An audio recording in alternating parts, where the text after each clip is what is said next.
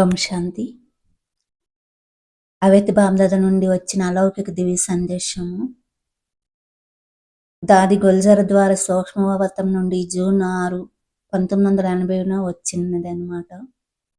ఈ సందేశము పాతకాల సమయంలో అనగా అమృత వేళలో నేను సూక్ష్మలోకంలో అడుగుపెట్టాను. అక్కడ దృశ్యం ఎంతో అద్భుతంగా ఉంది. ఆల్మైట్ బాబా ఎంతో మధురమైన చిరునవ్వుతో ఆకర్షణీయంగా కనిపించారు. వారి శక్తిశాలి వైబ్రేషన్ల మధ్యలో ఉన్నాను. గొల్జర్దారి యొక్క సూక్ష్మతనం యొక్క అనుభూతి చెప్తున్నారు. అతి దూరం నుండి నాకు బాబా ఆ విధంగా కనిపించారు. నేను బాబాను సమీపిస్తున్న కొద్దీ అశరీర స్థితిని అనుభవం చేస్తున్నాను. నేను బాబా వద్దకు చేరుకునేసరికి శివశక్తిగా నా తండ్రి వల్లే శక్తి స్వరూపిణిగా అనుభవం చేసుకున్నాను. కొద్ది సమయం నేను ఈ శక్తిశాలి స్థితిలోనే ఉండిపోయాను. ఇప్పటికీ నేను అత్యద్భుతమైన క్షణాలను తలుచుకుంటూ ఆ శక్తిశాలి స్థితిని నేను అనుభవం చేసుకోగలుగుతున్నాను.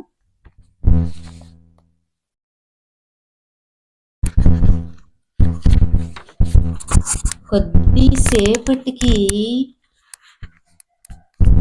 తర్వాత బాబా చిరునవ్వు నవ్వి తమ మధురమైన వాక్యాలను పలికారు. ప్రియమైన వత్సలారా, ఈ కొన్ని క్షణాల అనుభవం కూడా మిమ్మల్ని సూక్ష్మ స్థితిలో ఉండేందుకు సహాయపడుతుంది అని.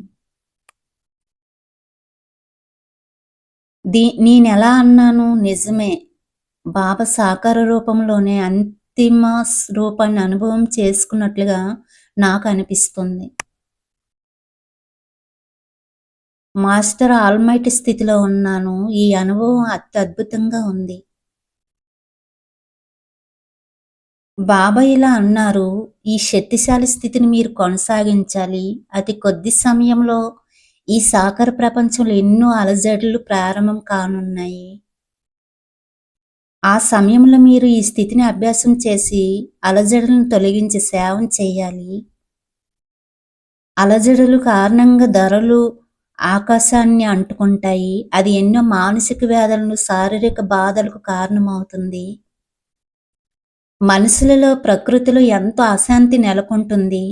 అజ్ఞానంతో అందులుగా అయిన మనసులు తమ అల్పకాలికమైన కోరికలను తీర్చుకోవడంలో ఎంతగా మునిగిపోతారంటే అందులో నిజమైన సంతోషం ఉందని భావిస్తారు. కానీ పాపం చివరికి అది మృగతృష్ణ మాత్రమని తెలుసుకొని ప్రతి రంగంలో రాజకీయంగా, నైతికంగా, భౌతికంగా అసంతృప్తితో మిగిలిపోతారు.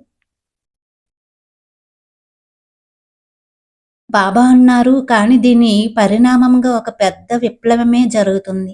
ఒక దెబ్బతో పూర్తి విశ్వమే పరివర్తన చెందుతుంది. అది ఎలా జరుగుతుంది? భౌతిక సుఖాలను పొందడానికి మనిషి వికారాలకు వశమై నిజాయితీకి దూరంగా బతుకుతున్నాడు. భౌతిక సుఖాల కోసం మనిషి తన వ్యక్తిత్వాన్ని అమ్ముకున్నాడు. సిద్ధాంతాలకు నీళ్లు వదిలాడు.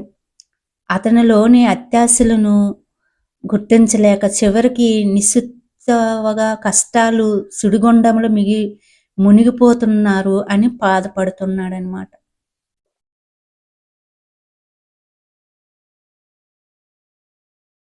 ఈ అల్పకాలిక సుఖాల కోసం చేసిందంతా కూడా